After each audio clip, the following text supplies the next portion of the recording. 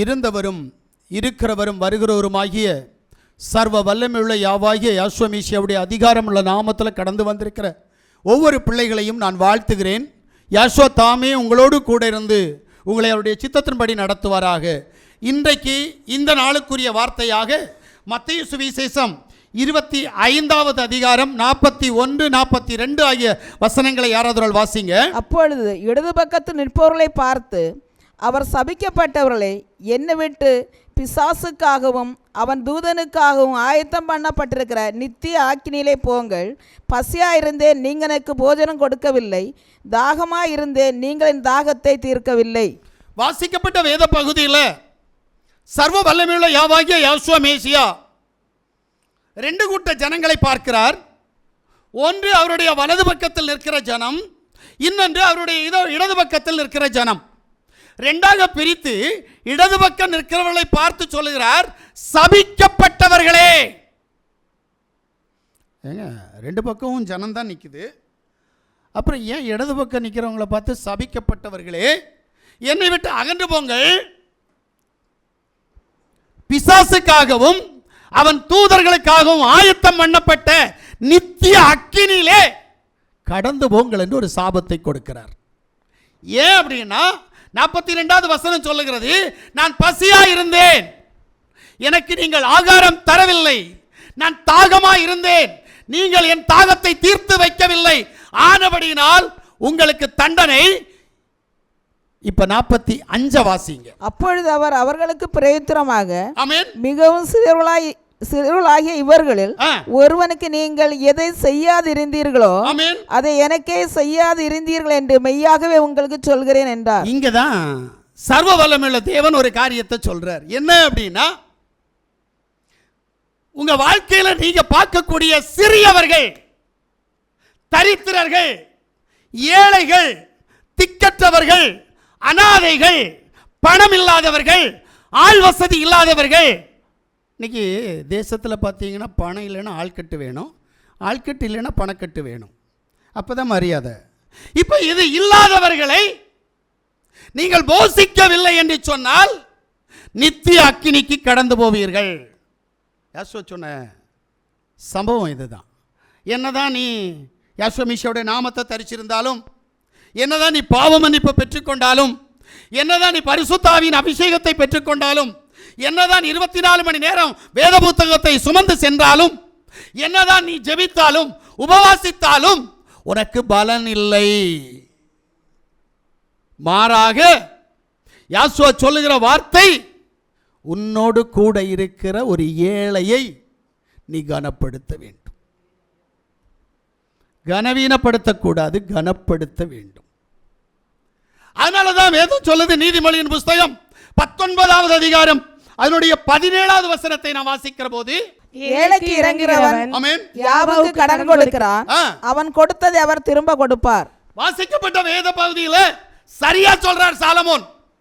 என்ன அப்படின்னா, ஏழைக்கு இறங்குகிறவன் யாவுக்கு கடன் கொடுக்கிறான், இந்த கடன் கொடுத்தவனுக்கு யாவா திருப்பி கொடுப்பார். ஏன்? இங்கதான் சிக்கல். பைபிள் என்ன சொல்லுது அப்படின்றத முதல்ல நம்ம தெரிஞ்சுக்கணும். கடன் வாங்கினவன் கடன் கொடுத்தவனுக்கு அடிமை. நீ மறந்து வேணா போகலாம், ஆனா நீ அடிமை தான். ஏன்னா பழைய ஏற்பாட்டு காலத்தில் அடிமை என்பவன் யார் என்று கேட்டால், எப்படி ஒரு அடிமையை நாம் இனங்கண்டு பிடிப்பது என்பதை நீங்கள் அறிவீர்களே. ஆனால் அது ரொம்ப வித்தியாசம். என்ன அப்படின்னா, காதில் ஓட்டை போட்டு விட்டுருவான். அந்த அடிமை கூட்டம்தான் இன்னைக்கு அந்த ஓட்டையை அடைப்பதற்கு கம்மல் அல்லது அந்த வளையல் அல்லது வேறு ஏதோ ஒன்றை போட்டுட்டு அடிமை கூட்டங்கள் அதை என்ன செய்யுது அப்படின்னா, நான் அடிமை இல்லை அப்படின்றத காமிக்குது. ஆனால் பரிசுத்த வேதாகமத்தின்படி சரித்திர ஆதாரத்துடன் ஒரு அடிமை காதில் ஓட்டை போட்டுட்டாலே அது அடிமை தான். இந்த அடிமைத்தனம் இன்றைக்கு நம்மையும் பின்தொடருது. புரியணும் முதல்ல. அதை நம்ம நாகரிகமாக உலகத்தோடு ஒத்து உலக ஆசைக்குள்ளே நாம் கொண்டு போயிட்டு இருக்கிறோம். அது அவங்க பாடு, நான் அங்கே வரல. ஆனால் வேதம் சொல்லுகிற சம்பவத்தை நான் உறுதியாக கடைபிடிப்பேன். ஆமென். இந்த வேதம் சத்தியம். இந்த வேதம் என்னை சார்ந்தவர்களை என் தேவனிடத்தில் அழைத்துச் செல்லும் என்பதில் உறுதியாக இருக்கிறேன். தேவனால கூடாத காரியம் ஒன்றும் இல்லை. ஏன்னா இந்த சபைக்கு மட்டும் ஒரு காரியத்தை தேவன் கொடுத்திருக்கிறார். என்ன அப்படின்னா, உண்மையிலே நான் பெருமைப்படுவேன். நான் அவ்வளவு அறிவுள்ளவனா என்று கேட்டால் இல்லை, நான் படித்தவனா என்று கேட்டால் இல்லை, நான் பரிசுத்தவானா என்று கேட்டால் இல்லை, நான் சாதாரண மனிதன். என்னை அவர் அழைத்தார், அவருடைய அழைப்பின்படியாக நான் கடந்து வந்தேன். அவர் இந்த உலகத்தில் அநேகருக்கு கொடுக்காத ஒரு காரியத்தை என் கையில் கொடுத்திருக்கிறார். என்ன என்று கேட்டால், இந்த பூமியின் புவியீர்ப்பு சக்தியை தாண்டி இந்த பூமியிலிருந்து முதல் வானம், இரண்டாவது வானம், மூன்றாவது வானத்தை கடந்து 3.5 வானத்திற்கு கடந்து போக வேண்டுமானால் அது எப்படி போக வேண்டும் என்கிற அறிவு இன்றைக்கு இருக்கிற எந்த சபைக்கும் எந்த ஊழியக்காரனுக்கும் இல்லவே இல்லை. நேற்றைக்கு என்னிடத்தில் ஒரு சகோதரர் பேசுகிற ஒவ்வொரு பேச்சிலும் சொன்னார், கடவுள் என்னோடு கூட பேசிக் கொண்டிருக்கிறார். பாஸ்டர், நீங்கள் உண்மையிலேயே கடவுளுடைய பிள்ளை தானா? இல்லைன்னு சொல்லலை, ஆனால் என்னை பற்றி நீங்கள் ஜெபம் பண்ணுங்க, கடவுள் உங்களுக்கு சொல்லுவார். இல்லை, நீங்கள் சும்மா சொல்லுங்க அப்படின்னு. 12 அப்போஸ்தலர்கள் கூட நான் இருந்தேன். ஐயா, அந்த 12 அப்போஸ்தலர்களும் எனக்காக காத்திருக்கிறார்கள். அது உங்களுக்கு தெரியுமான்னு கேட்டேன். எனக்காக காத்திருக்கிறார்கள். அவர்கள் இன்னும் மணவாட்டி இல்லை, மணவாட்டி ஸ்தானத்தை அடைய எனக்காக காத்திருக்கிறார்கள். நான் போகும் வரைக்கும் அவர்கள் மணவாட்டி ஸ்தானத்தை பெற்றுக்கொள்ள முடியாது. என்ன சொல்றீங்க? ஹலோ, அறிவு இல்லாமல் நீங்கள் ஏதாவது பேசுவீங்க, நான் பைபிள்லேருந்து பேசிகிட்டு இருக்கிறேன் தெரியுமான்னு கேட்டேன். ஐயா, இதை நான் உங்கள்கிட்ட நேரைய பேசுகிறேன். கடவுள் என்கிட்ட பேசியிருக்கிறாரு, நான் அப்போஸ்தலர் கூட இருந்தேனே. இப்போ என்ன பண்ணிட்டு இருக்கிறீங்கன்னு கேட்டேன். வெள்ளையும் போட்டுருக்கீங்க, என்னையா பண்ணுறீங்க அப்படின்னா, வேலை செய்கிறேன். கடவுள் என்னை ஏற்ற நேரத்தில் ஊழியத்திற்கு அழைப்பார். ஐயா, நாளை எதுனா உனக்கு உள்ளது எனக்கு உள்ளது இல்லையா? ஒன்று இன்னும் வச்சுட்டு இருப்பாரா?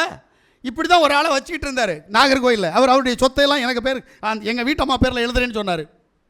ஜான் கமலம் பேர் சரிதானாமா? ரைட். அவர் சொத்தையெல்லாம் நாகர்கோயிலில், உண்மை சொல்கிறேன், பருத்திவிளை என்ற இடத்துல ஏகப்பட்ட சொத்து இருக்குது. சர்ச்சு, வீடு, அப்புறம் ஒரு பாஸ்டருக்கு எழுதி கொடுத்த ஒரு வீட்டு இடம், இதுக்கு மேலே ஒரு பெரிய கிணறு, எல்லாவற்றையும் எனக்கு எழுதி தரேன்னு சொன்னார். ஆனால் நாங்கள் போகவே இல்லை. வேண்டாப்பா, எனக்கு அப்படி வேண்டாம். ஆனால் அதை இன்றைக்கு வேற ஒரு ஆளுக்கு எழுதி கொடுத்து அது பிரச்சனையில் இருக்குது. பட் அதில்லை, என் தேவன் எதை அனுமதிக்கிறார் என்பது முக்கியம். ஒன்றும் ஊழியத்துக்கு அழைப்பார். அவர் அப்படி தான் சொல்லிட்டு இருந்தார். நான் இப்போ நான் ஒரு பெரிய ஊழியத்தை கொண்டு வந்துடுவேன், கலிஸ்து நீ எனக்கு சப்போர்ட் பண்ணால் போதும், நான் சர்ச்சு கட்டிக்கிறேன். இந்த சர்ச்சை கொடுத்துட்டேன் யூபிசிக்கு, பரவாயில்ல. ஆனால் நான் நாகர்கோயிலில் நீ எங்கே சொல்கிறீ அங்கே சர்ச்சு கட்டித்தரேன். ஆனால் நம்ம சேர்ந்து ஊழியத்தை செய்யணும். இன்றைக்கி அவர் ஊழியம் செய்கிறார் உள்ளே உட்காந்து. எங்கள் நாளைய தினம் என்னுடையதல்ல உன்னுடையதல்ல. இன்றைக்கு என்னை அழைத்தால் இன்றைக்கு நான் செய்ய வேண்டிய காரியம் என்ன? இதுக்குள்ளால கடந்து போனது நாளைக்கு நான் பார்த்துக்கிறேன், நாளை கழித்து பார்த்துக்கிறேன், அடுத்த வருஷத்துலேருந்து ஊழியம் செய்வேன். சாவு வந்தா வருகையை விடு. உனக்கு சாவு என்னைக்குன்னு யாருக்காவது தெரியுமா? எனக்கு தெரியாது ஏன் சாவு. என் மனைவி என்கிட்ட சேலஞ்ச் பண்ணியிருக்கிறாப்புல, சாக மாட்டீங்க இப்போ எல்லாம். ஏன்னா நான் சாவை எதிர்பார்த்துருக்கிறேன் பாருங்கள். என் மனைவி என்கிட்ட சேலஞ்ச், இப்போ உபவாசத்தில் தான். கண்டிப்பாக இல்லை, என்ன வெட்கப்படுத்த தேவன் விடமாட்டார். உங்கள் உயிர் போகாது. பார்ப்போம், ஓ விசுவாசம் எப்படி இருக்குன்னு பார்ப்போம், எனக்கு தந்திருக்கிற நம்பிக்கை எப்படி இருக்குன்னு பார்ப்போமே. அப்படி தான் நான் இருக்கிறேன். ஏன்னா எனக்கு உண்மையிலே வாழ்வதற்கு விருப்பமில்லை. நான் வாழ்ந்து பாவம் செய்வதை விட அவருடைய ராஜ்யத்தில் இருக்கிற பலத்தோடு கடந்து போவது நல்லது என்று நினைக்கிறவன் நான். இருக்க என்னுடைய சிந்தனை, என்னுடைய பார்வை, என்னுடைய பேச்சு, என்னுடைய நடக்கை அத்தனையும் பாவச் செயல்களை செய்யும். இந்த செயல்களிலிருந்து நாம் தப்பித்துக் கொள்ள வேண்டுமானால் இருக்கிற பலத்தோடு நான் கடந்து போக வேண்டும். நான் உங்களை சொல்லலை, நீங்களாம் இருந்து உலகத்தோடு ஒட்டி வாழுங்க, உங்களை தேவன் அபரீதமாய் நடத்துவாராக. ஆனால் எனக்கு இந்த பிரபஞ்சத்தில் வாழ்வதற்கு விருப்பமில்லை. நான் அந்த சகோதரனை தான் கேட்டேன், வயசு என்ன? அவர் சொன்னார், எனக்கு வயசு 45. இன்னும் எத்தனை வருஷம் உயிரோடு இருப்பேன்? நான் ஒரு கணக்கு போட்டு வச்சுருக்கிறேன், எனக்கு சும்மா இல்லை, உங்களுக்கு யாருக்கும் தெரியுதுன்னு தெரில. எனக்கு இன்னைக்கு வயசு இப்போ ஒரு 60, 65 அல்லது 70 ஆகுதுன்னு வைங்களேன். நான் இன்னும் எத்தனை வருஷம் இருப்பேன் என்பது என் வேதத்தின் கணக்கு என்ன தெரியுமா? ஆயுசு நாட்கள் எனக்கு 70 வருஷம். ஆனால் என்னுடைய பலத்தின் மிகுதியினால் சர்வ வல்லமையுள்ள தேவன் 10 வருஷத்தை கிருபையாய் தருவார். 80 வருஷம். இந்த 80 வருஷம் கழிந்து நான் இந்த பூமியை விட்டு கடந்து போகிற போது எதை கொண்டு போவேன்? கணக்கு போடுங்க. 40 வயசுல இருக்கிறவங்க கணக்கு போடு, இல்லை 30 வயசுல இருக்கிற கணக்கு போடு. இத்தனை வருஷம் இந்த உலகத்தை ஒட்டி வாழ்ந்துட்ட, பிசாசுக்கு அடிமையாக, பாவத்திற்கு அடிமையாக இந்த மண்ணை நம்பி வாழ்ந்துட்ட. இந்த மண்ணுக்குள்ள நீ கடந்து போவதற்காக இந்த மண்ணை விசுவாசிக்கிற, இந்த மண்ணை நம்புற, இந்த மண்ணுக்கான கிரியை செய்யற. ஏனென்றால் மண்ணு ஒன்னிட்ட இருக்கிறதுனால சுபாவம், மண்ணினுடைய சுபாவம் ஒன்னிட்ட இருந்து இந்த மண்ணை நேசிக்க வைக்குது. எங்க போவ? எத்தனை வருஷம் வாழ போற? வாழ்ந்துட்டு எங்க போவ? நான் அடிக்கடி நினைப்பேன், நான் நேசித்தவர்கள் இன்றைக்கு என்னை விட்டு கடந்து போனார்கள், இவர்கள் எங்கே போயிருப்பார்கள். நான் தைரியமாக சொல்லுவேன், எங்கள் அம்மா தேவனுடைய சமூகத்தில் போகலை. நான் தைரியமாக சொல்லுவேன், எங்கள் அண்ணன் தேவனுடைய சமூகத்தில் போகலை. நான் பார்த்த ஊழியக்காரர்கள் தேவனுடைய சமூகத்தில் போகல. பேர் சொல்ல விரும்பல. தன்னை பெரிய பரிசுத்தவான் என்று சொன்னார்கள். நான் பரலோகத்திற்கு போய் வந்திருக்கிறேன் என்று சொன்னவர்கள் கூட மரித்த பின்பு தேவனுடைய ராஜ்யத்திற்கு போயிருக்க மாட்டார்கள். ஏன்? உண்மையான இறைவன் யாருன்னு தெரியாது. முதல்ல இவர்கள் யார் என்று தெரியாது, இவர்களுக்கும் தேவனுக்கு என்ன உறவு என்று தெரியாது.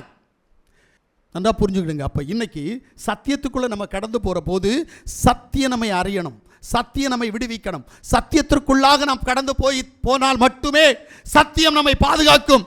இல்லையானால் நரகத்தினுடைய ஊடாய் கடந்து போவீர்கள். வேதம் நரகத்தையும் இளைப்பாறுகிற ஸ்தலத்தையும் வித்தியாசமாக சொல்லும். இவன் மரிக்கவில்லை, இவன் நித்திரையா இருக்கிறான், இவன் மரித்து விட்டான். இது வேதம். அப்ப நித்திரையா இருக்கிறவன் எங்க இருக்கிறான், மரித்தவன் எங்க இருக்கிறான்? இந்த அறிவு வேணும். இன்றைக்கு அநேகருக்கு தெரியாது. நீங்க எல்லாத்தையுமே சாவுன்னு நினைக்கிறீங்க. யாசுவா யாரையெல்லாம் எழுப்பினாரோ அவங்க எல்லாரும் நித்திரையா இருந்தாங்க. அப்ப செத்த பின்பு எழும்பி வர வரைக்கும் அவங்க எங்க இருந்தாங்க?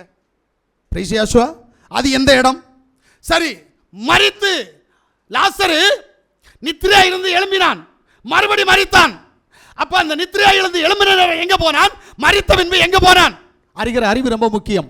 அப்ப மரணம் என்றால் என்ன, நித்திரை என்றால் என்ன, அறிகிற அறிவு வேணும். இந்த அறிவெல்லாம் இல்லாம வேதத்தை பற்றி பிரசங்கம் பண்ற நிறைய பேர் இருக்கிறீங்க. நான் தான் விசுவாசி, நான் தான் ஊழியக்காரன், நான் தான் அப்படி, நான் தான் அப்போஸ்தலன், நான் தான் தீர்க்கதரிசி, என்னெல்லாமோ சொல்லிக்கிட்டு இருக்கிறாங்க. ஆனா வேதம் யாருக்கும் ஒத்து வராது. வேதம் ரகசியம், வேதம் ஆழம்.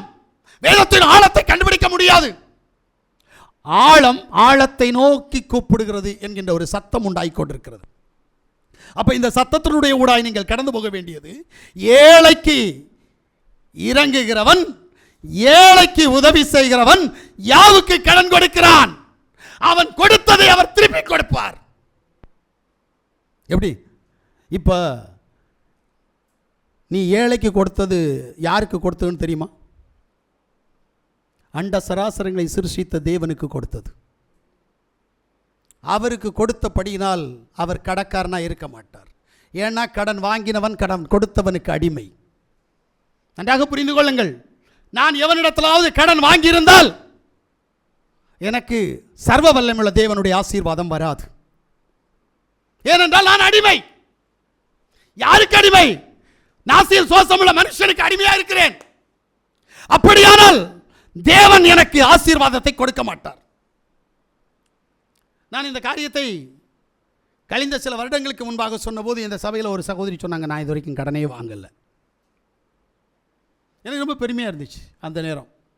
உண்மை. ஆனால் நீ கடன் வாங்கவில்லை, கடன் கொடுத்தையா? இந்த கேள்விக்குள்ளாக கடந்து போக வேண்டும். கடன் கொடுக்க வேண்டும். கைமாறு கருதாத கடன் கொடுக்க முடியாதவனுக்கு, திருப்பி தர முடியாதவனுக்கு நீ கொடுக்க வேண்டும். அல்லேலூயா.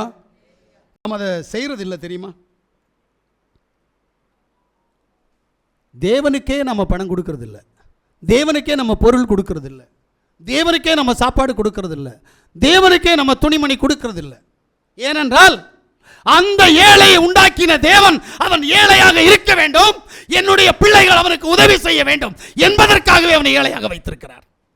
இது அவன் செய்த பாவம் இல்லை, அவன் பெற்றோர் செய்த பாவம் இல்லை, என் தேவனுடைய சித்தம். அவனை நீ பரிகாசம் பண்ணினா தேவனை பரிகாசம் பண்ற. அவனை நீ வெறுத்தேன்னா தேவனை வெறுக்கிற.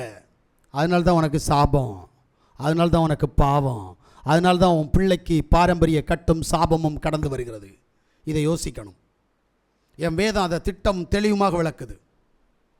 நான் வேதத்தை முழுசாக நம்புகிறவன், ஒவ்வொரு வார்த்தையும் நான் நம்புகிறவன். அந்த வார்த்தையினுடைய ஊடாய் கடந்து போனால் வார்த்தை சொல்லுது பாருங்க. நீதிமொழியின் புஸ்தகம் 14வது அதிகாரம் 31வது வசனத்தை வாசிங்க. தரித்திரன் ஒடுக்குகிறவனை அவன் உண்டாக்கினவரை நிந்திக்கிறான். நல்லா கேளுங்க. தரித்திரனை ஒடுக்குகிறவன், தரித்திரனை அதாவது ஒரு ஏழையை ஒடுக்குகிறவன் அவனை உண்டாக்கினவரை நிந்திக்கிறான். அவனை உண்டாக்கின தேவாதி தேவனை நிந்திக்கிறான். தரித்திரனுக்கு தயவு செய்கிறவனோ, தரித்திரனுக்கு ஒரு ஏழைக்கு தயவு செய்கிறவனோ அவரை கனம் பண்ணுகிறான். அவனை கனப்படுத்தினால் அவன் தேவனை கனப்படுத்துகிறான். யோசிக்கிறீங்களா? சர்வ வல்லமையுள்ள தேவன் சும்மா அவனை தரித்திரனா உண்டாக்கல, உன்னை சோதிக்கிறதுக்காக அவனை தரித்திரனா உண்டாக்கினார். ஆமென். இன்னைக்கு வரைக்கும் ஒரு ஏழை இருக்கிறான் நம்ம மத்தியில் அப்படின்னா அவனை எவ்வளவு ஏளனப்படுத்துகிறோம் தெரியுமா? எவ்வளவு பிரச்சனைகளை கொடுக்கிறோம் தெரியுமா? எதுக்கு தெரியுமா? தேவன் அதை அனுமதித்தார். எதுக்குன்னா உனக்கு வீட்டில் உன் பிள்ளைக்கு உனக்கு சாபம் கடந்து வர. மறந்துடாத, தேவன் அனுமதித்தபடியினால் நீ ஏழையை கனவீனப்படுத்தி கொண்டிருக்கிறாய்.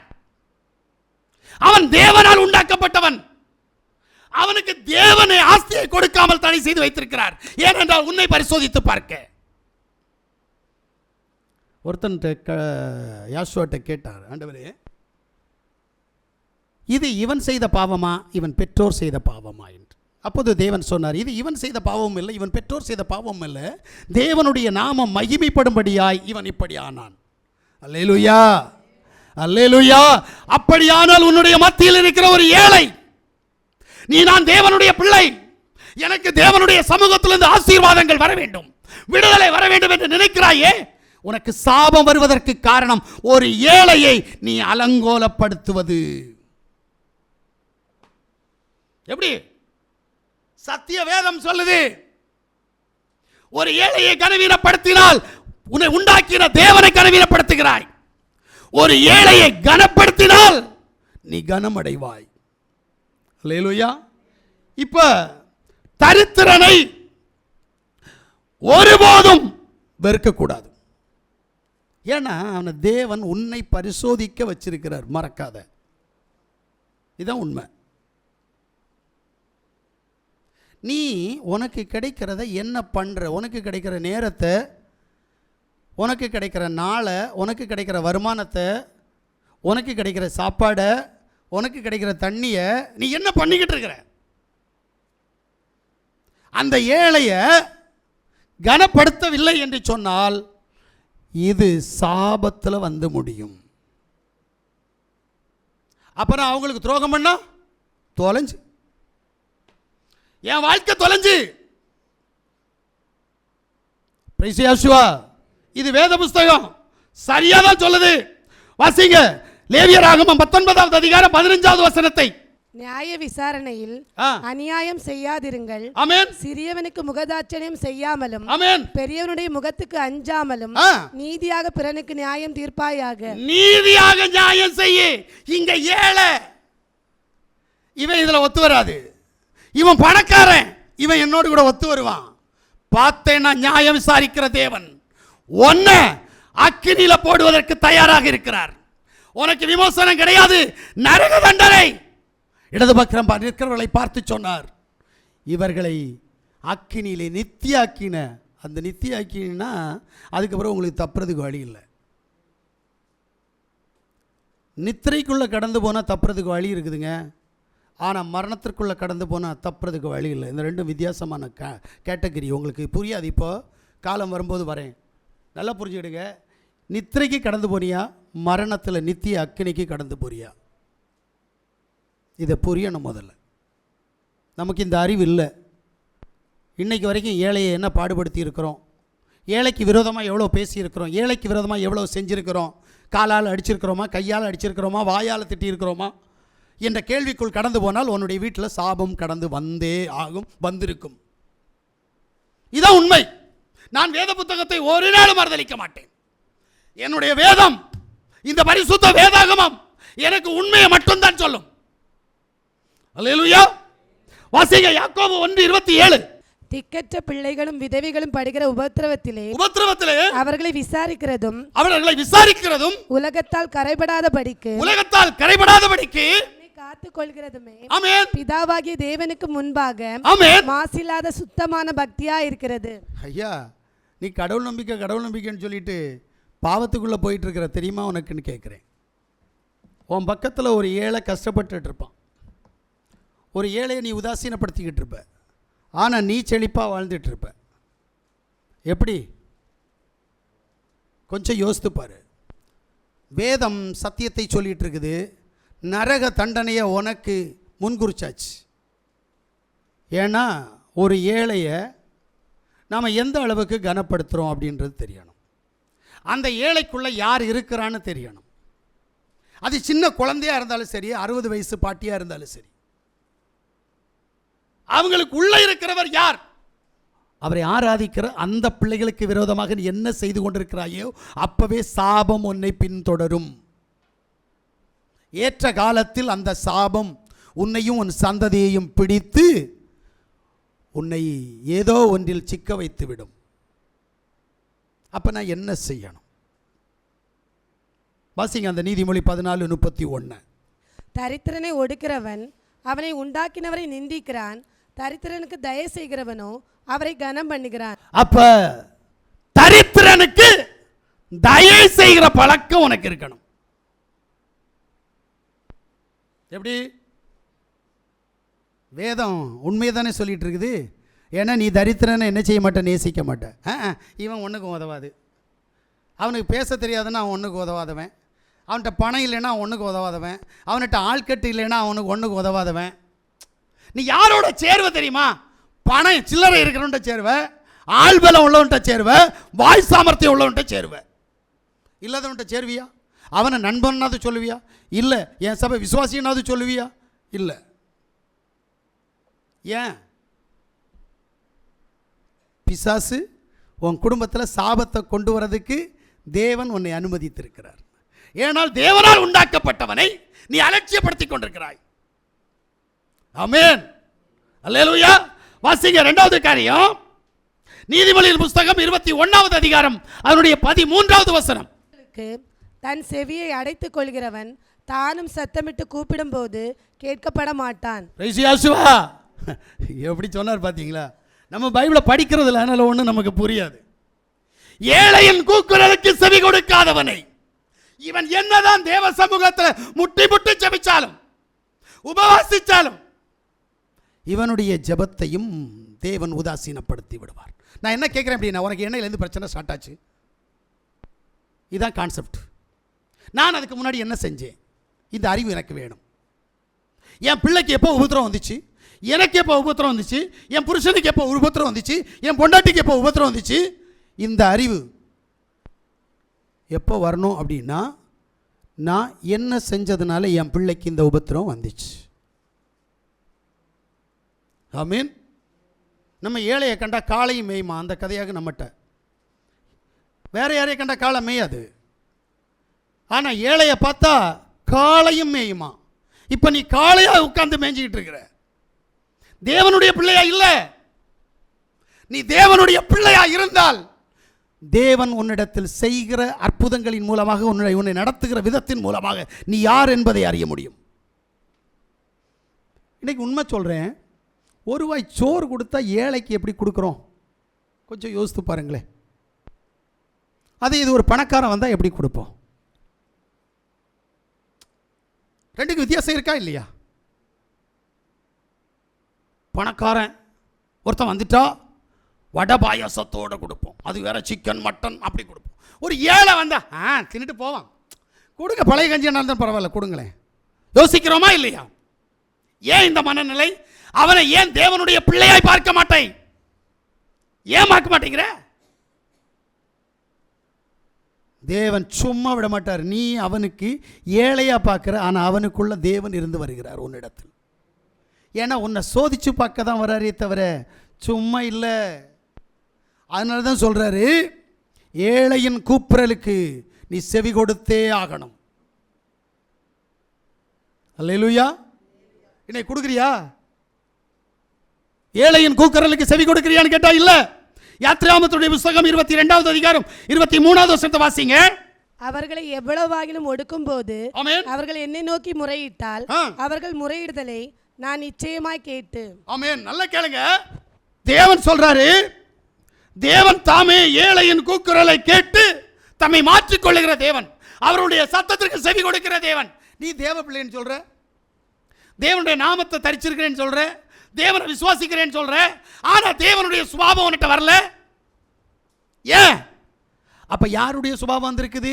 இப்பிரபஞ்சத்தின் பிசாசனுடைய சுபாவம் உன்னிடத்தில் வந்திருக்கிறது. பிசாசனுடைய அதிகாரம் உன்னிடத்தில் வந்திருக்கிறது. பிசாசு அப்படிதான் பார்ப்பான். பெரியவனை கொஞ்சம் விதமா பார்ப்பான், சிறியவனை கொஞ்சம் வித்தியாசமா பார்ப்பான். அந்த குணம் உன்கிட்ட வருது இல்ல? ஏன்னு கேட்கிறேன். இப்ப நீ யாருடைய பிள்ளை? புரிகிற புரிதல் உனக்கு நல்லது.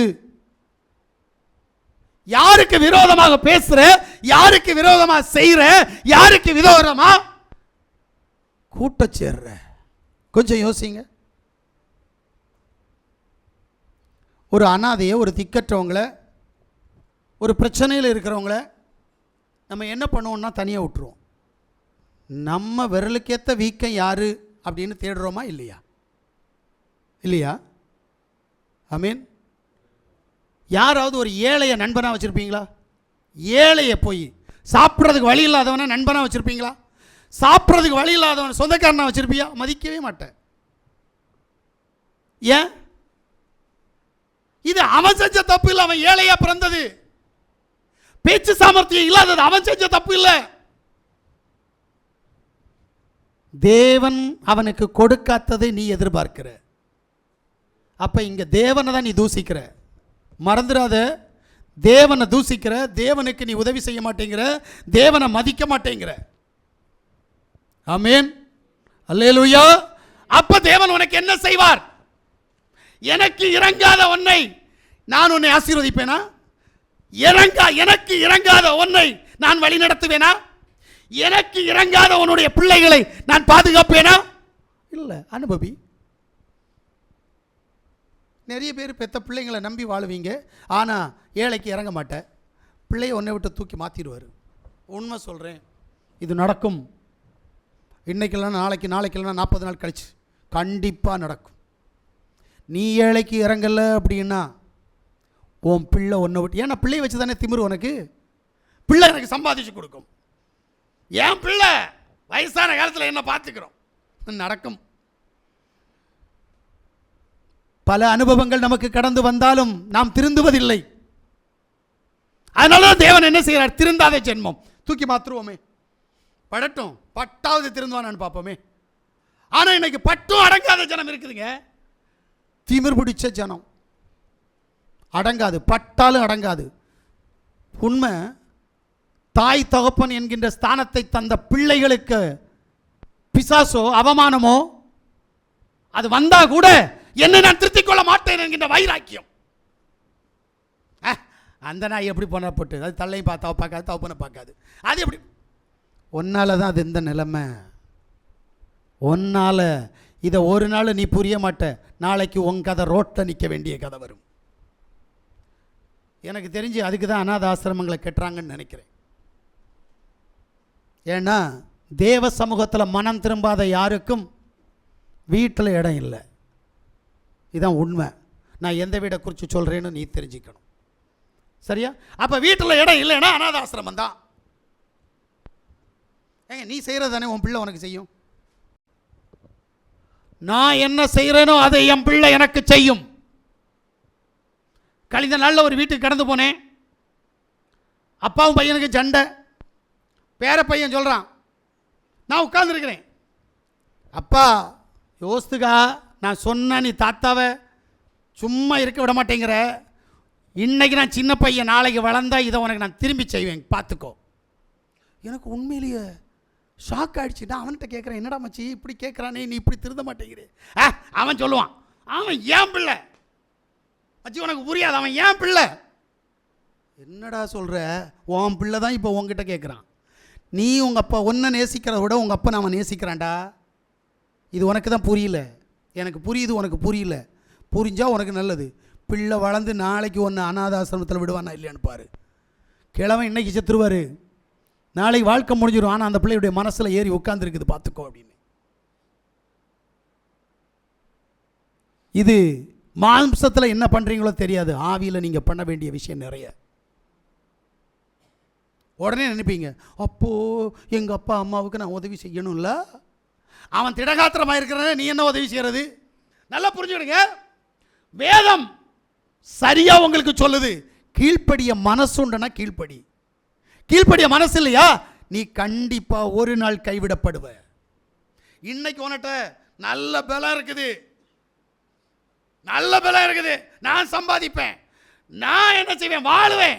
உன் வாழ்க்கை தான் தெரியுதே, எப்படி வாழ்கிறேன்னு எல்லாருக்கும் தான் தெரியுமே. என் வாழ்க்கை எல்லாருக்கும் தான் தெரியும், அதே போல் உன் வாழ்க்கை எல்லாருக்கும் தான் தெரியும். எப்படி வாழ்கிற யோசித்துக்கா. தேவனுக்கு பிரியமான வாழ்க்கை வாழ்ந்தால் உன்னுடைய காரியம் இன்னொரு விதமாக இருக்கும். தேவனுக்கு பிரியம் இல்லாமல் வாழ்ந்தால் உன்னுடைய வாழ்க்கை இன்னொன்றாக இருக்கும். அதை நீ முதல்ல புரியணும். எனக்கு என்ன வாழ தெரியாமல் என்னை விட என்னதில் நீங்கள் வசந்தவங்க? இந்த உலகத்தில் மாம்ச பிரகாரமாக வாழ்ந்த நேரத்தில் சென்ட்ரல் கவர்மெண்ட் சேலரி 32,000 வாங்கிட்டு இருந்தவன். என்ன பெருசு இங்கே இருக்கிறது யாரு சொல்லு? ஆனால் என்னென்ன திமிர் காட்டிட்டு இருக்கிற தெரியுமா? தேவன் அதுக்காகவே உனக்கு தரார். நான் அடங்கி ஒடுங்கி வாழை சுருட்டிக்கிட்டு இருக்கிறேன். மத்திய அரசாங்கத்தினுடைய சம்பளத்தை 32,000 ரூபா வாங்கிட்டு இருந்தவன். எத்தனை வருஷத்துக்கு முன்னாடி தெரியுமா? 32-35 வருஷத்துக்கு முன்னாடி. இன்னைக்கு அதனுடைய சம்பளம் 6 லட்சம். ஒரு மாத சம்பளம் 6 லட்சம். நம்முடைய நிலை என்ன? ஏன் ஏழைக்கு இறங்க மாட்டேங்கிற? தேவனுடைய கோபம் உன்மேல், உன் வீட்டில் மேல், உன் பிள்ளைகள் மேல் வருவதற்காகவே நீ இந்த காரியத்தை செஞ்சிட்டு இருக்கிற. அல்லேலூயா, அல்லேலூயா. அதனால்தான் நீதிபதி 19:17 மறுபடி நினைத்துக்கொள் என்று சொல்லுகிறேன். ஏழைக்கு இறங்காதவன் யாவாவுக்கு கடன் கொடுக்கிறான். ஏழைக்கு இறங்குகிறவன் கடன் கொடுக்கிறான், ஏழைக்கு இறங்காதவன் பார்த்து ஜாக்கிரதை. எத்தனை ஏழைக்கு துரோகம் செஞ்சிருப்ப? ஏன் என் வீட்டில் பிரச்சனை? ஏன் என்னுடைய குடும்பத்தில் பிரச்சனை? ஏன் என் பிள்ளைகளுக்கு பிரச்சனை? யோசித்தாயா? இல்ல. தேவன் இன்னைக்கு கொடுக்கிற சத்தியத்தை நீ கேட்டு தெளிவடைந்தால் நீ எங்க தவறுன, எங்க பாவம் செஞ்ச, எதுக்கு உனக்கும் உன் பிள்ளைகளுக்கும் தண்டனை அப்படின்றத புரிஞ்சுக்கிடுவ. மூன்றாவது காரியம், அந்த காரியத்தை பார்க்கறதுக்கு முன்னாடி ஏழைக்கு செவி கொடுக்கிறது என்ன அப்படின்னா, ஒன்று கவனிக்கணும் ஒரு ஏழைய, ரெண்டாவது செயல்படணும், மூணாவது மனதுருகணும். இந்த 3 காரியமும் ஒரு ஏழையிட்ட நமக்கு கண்டிப்பா வரணும். வருதா? இல்ல. ஏன்? வேத புஸ்தகத்தை திறந்து வாசிங்க. ஏசாயா 58:6-7. அக்கிரமத்தின் கட்டுகளை அவிழ்க்கிறதும், அக்கிரமத்தின் கட்டுகளை அவிழ்ப்பதும், நுகத்தடியின் பிணையல்களை நெகிழ்க்கிறதும், ஆமென், நெருக்கப்பட்டிருக்கிறவர்களை விடுதலையாக்கி விடுகிறதும், சகல நுகத்தடிகளை முடைத்து போடுகிறதும், ஆமென். பசி உள்ளவனுக்கு உன் ஆகாரத்தை பகிர்ந்து நல்ல கேளுங்க. பசி உள்ளவனுக்கு உன் ஆகாரத்தை பகிர்ந்து கொடுப்பதும், துரத்துண்ட சிறுமையானவர்களை வீட்டிலே சேர்த்துக் கொள்கிறதும், ஆமென், வஸ்திரம் இல்லாதவனை கண்டால் அவனுக்கு வஸ்திரம் கொடுக்கிறதும், ஆமென். உன் மாம்சமானவுக்கு உன்னை உன் ஒழிக்காமல் மாம்சமானவருக்கு அப்படின்னா உன் சபையில உன்னோடு கூட இருப்பான் பாருங்க. அது ஒரு ஏழையா இருக்கலாம், அது ஒரு பிச்சைக்காரனா இருக்கலாம், ஒரு தொழுநோயா இருக்கலாம். பார்க்காத, அவனுக்கு உன்னை மறைக்க கூடாது. இது வேதம், இதுதான் உபவாசம் என்று சொல்லுகிறது. நம்ம என்ன பண்ணிட்டு இருக்கிறோம்? நீதிமொழி 28:27 வாசிங்க. தரித்திரருக்கு கொடுப்பவன் தாழ்ச்சியடையான், ஆமென். தன் கண்களை ஏழைகளுக்கு விலக்குகிறவனுக்கோ ஆமென். அநேக சாபங்கள் வரும். சூப்பர். எப்படி சாபம் ஏன் வந்தது யோசிக்கிறியா? முதல்ல இது யோசிக்கணும். ஏன் என் குடும்பத்தில் சாபம்? ஏன் என் குடும்பத்தில் பிசாசு போராட்டம்? ஏன் என் குடும்பத்தில் பாவம் பெருகுது? ஏன் தேவனுடைய கிருபை என்னிடத்தில் கிடைக்கல? காரணம், ஏழைக்கு நீ என்ன செய்யலை? இறங்கல்ல. ஏழையை எதிர்த்து நிற்கிற, ஏழைக்கு விரோதமாக கிரிய செய்கிற, ஏழையினுடைய வார்த்தையை மதிக்கல, ஏழையை என்ன செய்யலை? ஒரு பொருட்டா எண்ணல. ஆனபடியினால் வேதம் சொல்லுகிறது, உன்மேல் சாபம் உன்னுடைய வீட்டில் வரும். உன்னை நீயே சோதிச்சு பாரு, அப்போ உனக்கு புரியும். இது வேதத்தின் ஆழம், வேத சத்தியம். ஆமீன், அல்லேலூயா. சர்வ வல்லமையுள்ள தேவன் சொல்லியும் செய்யாதிருப்பாதோ? வசனித்தும் நிறைவேறாமல் இருக்குமோ? அவர் சொன்னது அவர் வார்த்தை உண்மை உள்ளது. இந்த வார்த்தை ஒரு நாள் பொய்யாகாது. அப்ப உன்ட சாபம் வந்ததுக்கு காரணம் எதுக்கு? உன் குடும்பத்தில் இப்படிப்பட்ட சாபம் வந்தது. யோசித்து பார்க்கணும். நான் யோசித்து பார்ப்பேன், அடிக்கடி யோசித்து பார்ப்பேன். ஒரு பிரச்சனை வந்துச்சுன்னா உடனே யோசித்து பார்ப்பேன், எங்கேயோ தவறு நடந்திருக்குது, இந்த தவறு ஏன் வந்துச்சு, இந்த தவறிலிருந்து தப்பித்துக்கிறது கொள்றதுக்கு எனக்கு என்ன வழி, இதை நான் தேடித்தான் ஆவேன். உண்மை, இந்த ஆராதனைக்கு வர்றதுக்கு முன்னாடி நான் அப்படி ஒரு சம்பவத்தினுடைய ஊடாய் கடந்து போய்த்தான் வந்திருக்கிறேன். நான் அந்த கிருபை, அந்த வல்லமை இல்லாமல் இந்த இடத்தில் நிற்கக்கூடாது. நான் அப்படி யோசிக்கிறவன். பாவம் வேறங்க, பரிசுத்தாவிக்கு விரோதமான துரோகம் வேற. இந்த ரெண்டையும் வித்தியாசமாங்க. ஆமீன். எப்படி கொஞ்சம் யோசிங்க. ஏன் உனக்கு சாபத்தை தந்திருக்கிறார்? ஏன் சாபமே சாபம்னு தெரியாமல் இருக்கிற பைத்தியக்கார கூட்டங்கள் இன்னைக்கு நிறைய இருக்கு. அது பிசாசுனுடைய சந்ததி. முதல்ல சாபம் என்றால் என்னன்னே தெரியல. ஆமீன். பாவம் என்னன்னு தெரியல. பாரம்பரிய குணம் என்னன்னு தெரியல. ஆமீன். தயவு செய்து சொல்றேன், தப்பிக்கிறதுக்கு வழி தேடு, இல்லை நீ நாசமாயிடுவ. தேவன் தாய் தகப்பனுக்கு கற்பத்தின் கனியை கொடுத்தது எதுக்கு அப்படின்னா, அந்த பிள்ளைகளை தேவ சித்தத்தின்படி வளர்த்த. நீ என்ன செய்யற? அந்த பிள்ளைகளை பிசாசே கையில் கொண்டு போய் கொடுக்குற. ஏன்னு கேட்கிறேன். நீ கேடு கட்டு போயிட்டு போ. கற்பத்தின் கனி கர்த்தரால் வந்த சுதந்திரம் என்று பைபிள் சொல்ல, அந்த பிள்ளைகளை எதுக்கு சாபத்துக்கு நேரா, பாவத்துக்கு நேரா வழி நடத்துற? அடுத்தவன் பார்வைக்கு என் பிள்ளை இன்பமா இருக்கணும்னு நினைக்கிற. எப்படி? இது எனக்கு புரியல. அடுத்தவன் பார்வைக்கு நானும் என் பிள்ளைகளும் இன்பமா இருக்கணும். யோசிக்கிறீங்களா? என்ன சாபத்துக்கு முதல்ல ஒன்று ஆயத்தப்படுத்துற. நீ ஜெபிக்கிற ஜெபம் முடிஞ்சு போச்சு. நீ தேவன் மேல வச்சிருக்கிற நம்பிக்கை முடிஞ்சு போச்சு. ஏன்னா பிள்ளைய அலங்கோலத்தினுடைய ஊடாய் அலங்கோலப்படுத்தி 4 பேர் வசீகரம் பண்ற, 4 பேர் பாவம் செய்ய நீ தூண்டுதலா இருக்கிற. யோசிக்கிறியா? அல்லேலூயா. தயவு செய்து புரிஞ்சுக்கோ. நான் நினைக்கிறேன், என்கிட்ட தந்த பிள்ளைகளை நான் யாவுடைய சித்தத்தின்படி அவருடைய நாம மகிமைப்படும்படி வளர்க்கணும்னு நினைக்கிறேன். ஆனால் நீயோ என்ன பண்ணிட்டு இருக்கிற? பிசாசுக்கு பிள்ளையை கொடுத்து, உலக ஆசைக்கு பிள்ளைக்கு கொடுத்து, பாவத்துக்கு பிள்ளையை கொடுத்து 4 பேர் என் பிள்ளையை நேசிடான்றீங்க. எப்படி? மத்தேயு 5:28 என் பிள்ளைகிட்ட வரட்டும்னு நினைக்கிறேன். மத்தேயு 5:28 என் பிள்ளையுடைய வாழ்க்கையில வரணும்னு நினைக்கிறேன். என்னது? நான் உங்களுக்கு சொல்லுகிறேன், ஆமென். ஒரு ஸ்திரீயை இச்சையோடு பார்க்கிற எவனும் ஆமென் தன் இருதயத்தில் அவளோட விபச்சாரம் முடிஞ்சா கற்பப்பிறப்ப என்ன பாடுபடுத்துற? உனக்கு தந்ததை நினைச்சு தேவன் கேவலப்படுவார். இவளுக்கு போய் இவனுக்கு போய் நான் என்னுடைய பிள்ளையை, என்னுடைய ஆத்துமாவை கொடுத்துட்டேனே நினைப்பாரா இல்லையா? இனி உன்னை ஆசீர்வதிப்பாரு, இனி உன்னோட கூட இருப்பாரு, இனி உன்னுடைய பிசாசை மாற்றி தருவாரு, இனி உன்னுடைய பாரம்பரிய கட்ட மாற்றுவார். யோசிக்காத. நீ தான் பாவம் செஞ்சு ஓம் பிள்ளைய பாவத்துக்குள்ள கொடுத்துட்டு இருக்கிற. ஜாக்கிரதை. மனம் திரும்பாத ஒவ்வொரு வீட்டிலிருந்து விளக்கு தண்டை தூக்கிட்டு இருக்கிறாரு. காது உள்ளவன் கேளுன்றாரு. பிசாசின் சந்ததியே, காது இருந்தா கேளு. நீ பிசாசினால் பீடிக்கப்பட்டு பிசாசுனுடைய கிரியையை அப்பாவி பிள்ளைகளுடைய நெஞ்சில விதைச்சு அந்த பிள்ளைகளை இந்த வயசிலே வஞ்சிப்புக்குள் ஆக்கி கொண்டிருக்கிற. ஏன்னு கேட்கிறேன்.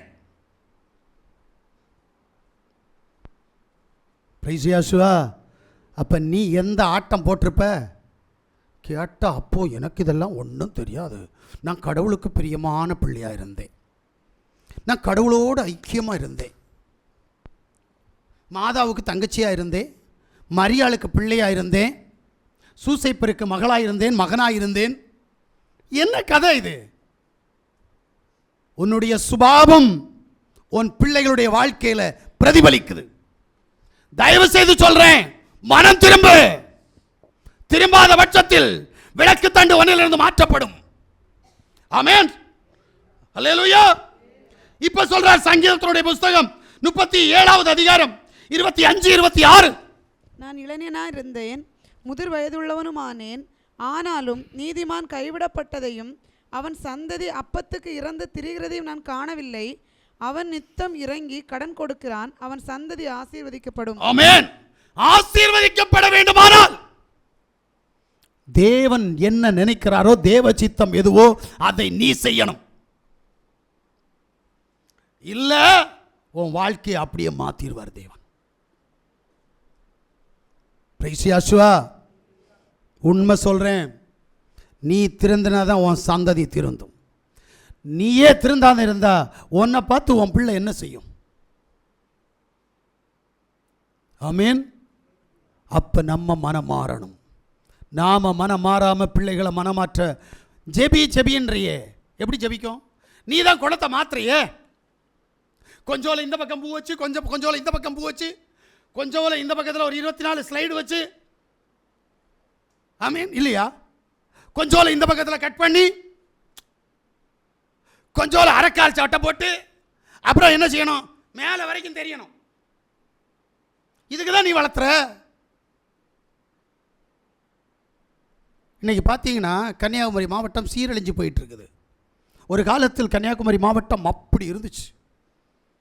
இன்னைக்கு சினிமா பைத்தியம், அழகு கலைகள், கவர்ச்சிகள். சினிமாவில் ஒருத்தி இந்தோண்டு ஒரு கீல்ஸ் போட்ட செருப்பு போட்டால் நம்ம பிள்ளைக்கு இந்தோண்டு கீல்ஸ் போடணும். சினிமாவில் ஒருத்தன் கிழிஞ்ச துணி போட்டால் நம்ம கிழிஞ்ச துணி போடணும். எப்படி இருக்குது பாருங்களேன். தன்னுடைய உடம்பை அடுத்தவனுக்கு காட்டணுன்ற எண்ணத்தில் இன்னைக்கு வாழ்ந்துகிட்டு இருக்கிற மக்கள் தன்னை பார்த்து எல்லாரும் ரசிக்கணும்னு நினைக்கிறாங்க. சில புருஷமாருக்கு என் பொண்டாட்டி அடுத்தவன் ரசிக்கணும். சில பொண்டாட்டிமார்களுக்கு புருஷனை பார்த்து அநேக பொம்பளைகள் என் புருஷனை பார்த்து ரசிக்கணும். ஏன் அங்கே முடிஞ்சு போச்சியா? உனக்கு பொண்டாட்டி இல்லை, உனக்கு புருஷன் இல்லைப்போ. அப்போ அது அடுத்தவன் கையில் போயிடுச்சு. எப்போ ஒருத்தன் ரசிக்கிறானோ அப்போவே ஓன் பாட்டு அவன் கைக்கு போயிடுச்சு. யோசிக்கிறியான்னு கேட்குறேன். இல்லையே. ஏன்? இதுதான் பிசாசனுடைய சந்ததியினுடைய குணம். தயவு செய்து சொல்றேன், என் பொண்டாட்டியா என் பிள்ளையா அடுத்தவன் நல்லா இருக்குன்னு சொல்லக்கூடாது. ஆமென். அது உன் அறை வீட்டுக்குள் உனக்கு நல்லா இருக்கணும். நான் சொல்றது புரியுதா? உன் அறை வீட்டுக்குள் உனக்கு நல்லா இருக்கணும். ஒரு நாள் 2 பேர் வண்டியில் போயிட்டு இருந்தாங்க. என்ன அப்படின்னா, பொம்பளை பிள்ளை தோளில் கையை போட்டு கழுத்தலைக்கும் பிடிச்சி கட்டி பிடிச்சிட்டு இருந்துச்சு. வண்டி நிறுத்தும் முதல்ல அப்படி தான் சொன்னேன். சார் என்ன சார், உன் வீட்டுக்குள்ளே ரூமுக்கு செய்ய வேண்டியது எல்லாத்தையும் ரோட்டில் செஞ்சுட்டு இருக்கிற பைத்தியமா உனக்கு? மரியாதையை போ, இல்லைன்னா தூக்கி போட்டு சாத்திடுவேனா. இது ரோடு, அடுத்தவனை பாவம் செய்ய வைக்காத போ அப்படின்னு. என்னுடைய குணம் இதுதான். வீட்டில் செய்ய வேண்டியதெல்லாம் தெருவில் செய்கிற நீ யாருன்னு கேட்குறேன். கேட்டா நான் பைபிளை வச்சிருக்கிறேன், கேட்டா நான் ஜெபிக்கிறேன், கேட்டா நான் விசுவாசிக்கிறேன், நான் தேவனுடைய நாமத்தில் நடக்கிறேன். அட பைத்தியக்கார கூட்டங்களே, நீங்கள் தேவனுக்கும் உனக்கும் எந்த சம்பந்தம் இல்லை. உன்னை பிசாசு ஆட்கொண்டு இருக்குது. உன்னை நீ பிசாசால பீடிக்கப்பட்டிருக்கிற. இன்னைக்கு இந்த பிள்ளையை நான் வாழ்த்துறேன்ல, எதுக்கு? இந்த வயசுல இந்த பிள்ளைக்கு வேதத்தை கற்றுக்கொள்ளணும், வேதத்தை வாசிக்கணும்ன்ற ஒரு உன்னதமான ஒரு கோணம் அந்த பிள்ளைகிட்ட வந்திருக்குது. இந்த இடத்துல நான் என்ன செய்யணும்? பைபிள் வாசிக்கணும். இந்த குணத்தை உருவாக்கு. இந்த போட்டியை போட வை.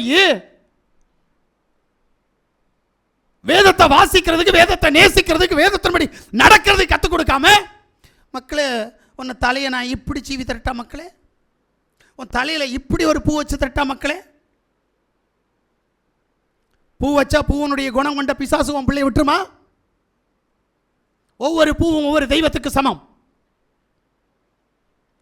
பேரெல்லாம் சொல்லி தந்திருக்கிறேன்ல, எந்தெந்த தெய்வத்துக்கு எந்தெந்த பூன்னு சொல்லி தந்திருக்கிறேன். ஆனால் நீ திருந்த மாட்டேன், என்ன பண்ணுறது? பாஸ்டருக்கு தெரியவா போகுது? அவருக்கு இருக்கார், அவர் அங்கே கிடப்பார். எங்கே? அவர் அங்கே சபையில் தானே கிடப்பார். நம்ம கல்யாண வீட்டுக்கு, கச்சேரி வீட்டுக்கு, சாவு வீட்டுக்கு, பிறந்தநாள் வீட்டுக்கு, வீடு பாலிகாப்பு வீட்டுக்கு, இல்லை உறுதி பூசல் வீட்டுக்கு நம்ம போகிற நேரம் எவன் பார்க்க போகிறான்? அவருக்கு நமக்கு என்ன இங்கே தூரம் இல்லவா? பார்க்க மாட்டான். நம்ம போவோம். எதுக்கு? அடுத்தவன் உன் பிள்ளை இஷ்டப்படுறதுக்கா? தயவு செய்து சொல்ல, உன்னை மாற்றிக்கோ. உன் பிள்ளை அப்போ தான் திருந்தும். நீயே உன் பிள்ளைக்கு புகுத்தி கொடுக்காத, பாவத்தை புகுத்தாத, உலக நேசத்தை புகுத்தாத, உலக பற்றுதலை நீ புகுத்தி கொடுக்காத. பிரைஸ் யேசுவா, அல்லேலூயா. சர்வ வல்லமையுள்ள தேவன் ஒன்ன குற்றவாளியா பார்க்க கூடாது. வாசிங்க, வேத புஸ்தகத்தை திறந்து வாசிங்க. நீதிமொழியின் புஸ்தகம் 22வது அதிகாரம் 22, 23 வாசிங்க. ஏழையாய் இருக்கிறவன் என்று ஏழையை கொள்ளையிடாதே, ஆமென். சிறுமியானவனை நியாயஸ்தானத்தில் உபத்திரவப்படுத்தாதே. அவர்களுக்காக வழக்காடி அவர்களை கொள்ளையிடுகளுடைய பிராணனை கொள்ளையிடுவார். நல்லா கேளுங்க, இந்த வசனம் உங்களுக்கு காணப்படமா இருக்கணும். முதல்ல ஏழையை கொள்ளையிடாதே. ஆமீன். பணம் இல்லை, பணம் ஏழைகிட்ட போய் பணம் கொள்ளடிக்க முடியுமா? அவனுக்கு தான் பணம் இல்லையா, அதனால தான் ஏழை. அவனுக்கு கொடுக்க வேண்டிய கனத்தையும் அவனுக்கு கொடுக்க வேண்டிய மரியாதையும் எப்ப நீ திருடுறியோ அப்பவே அது உன் சந்ததியில வந்துடும். காது கொடுத்து கேளு. உன் வாழ்க்கை, உன் குடும்பம் மாறணும்னா முதல்ல ஏழையினுடைய வாழ்க்கையில இறங்கணும்ன்ற எண்ணம் வரணும். தேவன் தான் இந்த குடும்பத்தை ஏழையா வச்சிருக்கிறார். என்ன நம்பிதான் தேவன் இந்த குடும்பத்தை என் பக்கத்தில் வச்சிருக்கிறார். இந்த அறிவு வேணும். பிரைஸ் யேசுவா, பிரைஸ் யேசுவா. உண்மை சொல்றேன், ஒரு நாள் தற்கொலைக்கு முயன்ற ஒரு சகோதரியை பரலோகத்தின் தேவன் எனக்கு காண்பித்தார். வாலிப பிள்ளை. அந்த பிள்ளையை நான் பார்க்குற நேரம் நான் குற்றிப்பாரவள சபையில் இருக்கிறேன். அந்த பிள்ளையை என்னுடைய வீட்டில் 7 வருஷம் பாதுகாத்து அந்த பிள்ளைக்கு திருமணம் நடத்தி அந்த பிள்ளையுடைய பிரசவத்தை 2 பேர் பிரசவத்தை பார்த்து ஏன் மரண அவஸ்தை வரைக்கும் பரலோகத்தின் தேவன் அந்த பிள்ளைக்கு உதவி செய்ய என்ன ஏற்பாடு செய்தார். நான் பெருமையாக நினைக்கிறேன். என் தேவன் அந்த எண்ணத்தை எனக்கு கொடுத்தார் பாருங்க, அதுதான் பெருமை. நான் உதவி செய்ய மாட்டேன். கலிஸ்து அப்படிப்பட்டவன் கிடையாது. ஆனால் என் தேவன் என்னை குறித்து முன்குறித்தபடியினால் அந்த காரியத்தை செய்ய வைத்தார். அந்த பிள்ளை இழுப்பு நோயினால் பாதிக்கப்படுற நேரம் ஒவ்வொரு நாளும் என் பொண்டாட்டி இழுத்துட்டு போவா ஆஸ்பத்திரிக்கு. அவங்க சொந்தக்காரங்க கேட்பாங்க, உனக்கு வேறு வேலை இல்லையா? இப்படியே கேட்டாங்க. இப்படியே உனக்கு வேறு வேலை வெட்டி இல்லையா? எதுக்கு இப்படி நடக்கிற? அவ சொன்ன, இல்லை, நான் கடவுளுடைய ஊழியத்தை செய்கிறேன். ஊழியத்தில் இது ஒரு பகுதி. கொஞ்சம் யோசிங்க. முன்னாடி ஒரு ஏழை இருந்த அந்த ஏழையை உற்று கவனிக்கிற வேலை உன்னிட்ட இருக்கணும். அந்த ஏழைக்காக இறங்கக்கூடிய தன்மை உன்னிடத்தில் இருக்கணும். ஒருவேளை நீ அந்த ஏழையை மதிக்கலை அப்படின்னா உன் பிள்ளைக்கு அந்த சாபம் வரும். இது வேத சத்தியம், இது வேதத்தின் ஆழம். அந்த வசனத்தை திருப்பி வாசிங்கம்மா. ஏழையா இருக்கிறவன் என்று ஏழையை கை கொள்ளையிடாதே, ஆமென். சிறுமியானவனை நியாயஸ்தானத்தில் உபத்திரவப்படுத்தாதே. அவனுக்காக வழக்காடி அவர்களை கொள்ளையிடுகளுடைய பிராணனை கொள்ளையிடுவார். மோன உனக்கு சாவு சீக்கிரம். ஜாக்கிரதை, ஏழையிட்டெல்லாம் விளையாடாத. இந்த வசனத்தை நான் 100% நம்புறவன். உன்னுடைய வாழ்க்கை எப்படி இருக்குன்னு பாரு. யோசிக்கிறியா? ஆட்டம் போடுற ஆட்டத்தை எல்லாம் நிறுத்திடுவார். இன்னைக்கு தான் எச்சரிப்பின் சத்தத்தை கொடுக்குறாரு. இந்த எச்சரிப்பின் சத்தம் உன்னை சீக்கிரம் சந்திக்கும். அதுக்குள்ளால நீ மனம் திரும்பி உன்னை பழைய மனுஷனாக, தேவனுடைய பிள்ளையாக உன்னை நீ மாற்றிக்கொள்ளவில்லை என்று சொன்னால் உன்னுடைய வாழ்க்கை கஷ்டம். பிரைஸ் யேசுவா, அல்லேலூயா.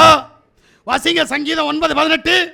எளியவன் என்றைக்கும் மறக்கப்படுவதில்லை, எளியவன் என்றைக்கும் மறைக்கப்படுவதில்லை, சிறுமைப்பட்டவர்களுடைய நம்பிக்கை ஒருபோதும் கெட்டு போவதில்லை. நல்ல பாருங்க, சிறுமைப்பட்டவனுடைய நம்பிக்கை கெட்டு போவதில்லை. யோசிக்கிறீங்களா? அவனுடைய நம்பிக்கை தான் நடக்குமே தவிர உன் நம்பிக்கை நடக்காது. எத்தனை பேருக்கு உண்ற ஆகாரத்திலிருந்து, இருக்கிற இருப்பிடத்திலிருந்து, உடுக்கிற உடையிலிருந்து நீ துரோகம் பண்ணிக்கிட்டு இருக்கிற. யோசிக்கிறியா? யோசிக்க தோணாதே. உனக்கு தண்டனை வந்தாலும் யோசிக்க தோணாது. ஏன்? நீ பிசாசோட வாழ்ந்துட்டு இருக்கிற. உனக்கு எப்படி தேவ சத்தம் புரியும்? அல்லேலூயா, அல்லேலூயா. ஏன்னா யாத்ராகமத்துடைய புஸ்தகம் 22வது அதிகாரம் 22 24 வரைக்கும் வாசிங்க. விதவையும் திக்கற்ற பிள்ளையும் ஒடுக்காமல் இருப்பீர்களாக. ஆமென். அவர்களை எவ்வளவுலாகிலும் ஒடுக்கும்போது எவனாகிலும் ஒடுக்கும்போது அவர்கள் என்னை நோக்கி முறையிட்டால், அவர்கள் என்னை நோக்கி, ஒடுக்கப்பட்டவன் தேவனை நோக்கி முறையிட்டால், அவர்கள் முறையிடுதலை நான் நிச்சயமாய் கேட்டு, ஆமென். எப்படி? நிச்சயமாய் நான் கேட்டு கோபம் உண்டவராகி துரோகம் உண்டவராகி உங்களை பட்டயத்தினால் கொலை செய்வேன். அவ்வளவுதான். உங்களை பட்டயத்தினால் கொலை செய்வேன். உங்கள் மனைவிகள் விதவைகளும் உங்கள் மனைவிகள் விதவைகளும் உங்கள் பிள்ளைகள் திக்கற்ற பிள்ளைகளும் உங்கள் ஆவார்கள். பிள்ளைகள் திக்கற்ற பிள்ளைகளுமாய் மாறுவார்கள். இதான் ஐயா நடக்குது. பார்த்து ஏழைக்கு விரோதமாக எழும்புன்றேன். வாய் திறந்து பேசி ஒரு சொட்டு கண்ணீர் வடித்து தேவ சமூகத்தில் விட்டுட்டாங்க அப்படின்னா அந்த கண்ணீர் பதில் சொல்லும். ஏழையை ஒரு நாள் உபத்திரவப்படுத்தாத. அல்லேலூயா. வாசிங்க. இப்பதான் வேதத்தினுடைய ஆளை அவங்க முன்னாடி வைக்கிறார். சங்கீதங்களுடைய புஸ்தகம் 107 1 வாசிங்க. 10 வரைக்கும் சீக்கிரம் வாசிங்க. யாவாவை துதியுங்கள். ஆமென். அவர் நல்லவர். அவர் கிருபை என்றும் உள்ளது. ஆமென். யாவாவால் சத்ருவின் கைக்கு நீங்களாக்கி மீட்கப்பட்டு கிழக்கிலும் மேற்கிலும் வடக்கிலும் தெற்கிலும் உள்ள பல தேசங்களிலும் சேர்க்கப்பட்டவர்கள் அப்படி சொல்ல கடவர்கள். அவர்கள் தாபரிக்கும் ஊரை காணாமல் வனாந்தரத்திலே அவாந்தர வழியாய், அவர்கள் தாபரிக்கும் ஊரை காணாமல் வனாந்தரத்தில் அவாந்தர வழியாய் பசியாகவும் தாகமாகவும். ஐயா, தேவன் நீ குடியிருக்கிற இடத்தை விட்டு விட்டு உன்னை வனாந்தரத்துக்கு அனுப்பி அங்க உன்னை பட்டினி போட வச்சு உன்னை நாசம் பண்ண போறார். வாசிமா.